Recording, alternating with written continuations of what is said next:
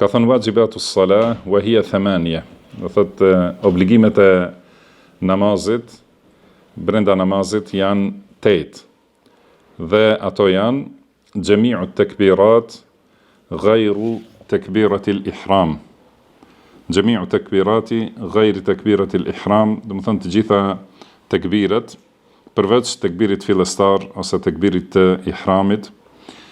Wa qawlu sami Allahu liman hamida lil imami wal munfarid, edhe të thuhet sami Allahu liman hamida, dhe më thënë thot imami dhe ai që falet vet.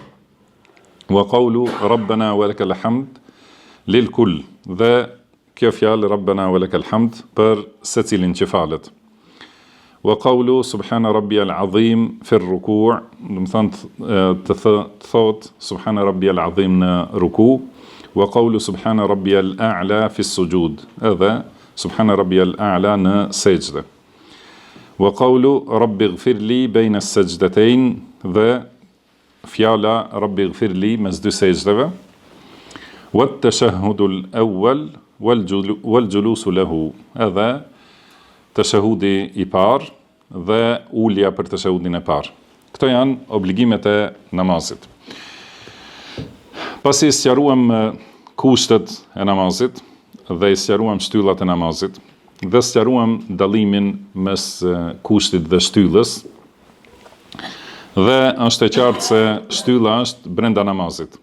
Gjithashtu edhe këto vepra, se në realitet shumica janë fjalë, kemi vetëm një vepër që është ulja e parë.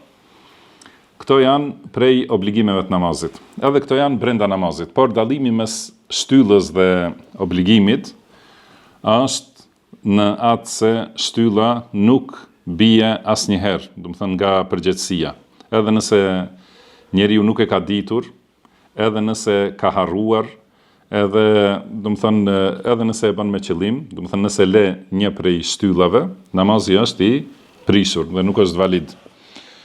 Ndërsa obligimet, do të thënë janë në nivel më të ulët se shtylla, dhe obligimin nëse e le njeriu me qëllim gjatë namazit, atëherë namazit i prishet. Por nëse ka harruar edhe i ka hikur një obligim, atëherë do të thënë kjo harres ose kjo mungesë kompenzohet me sejdën e harresës, sejdëtus sehwi.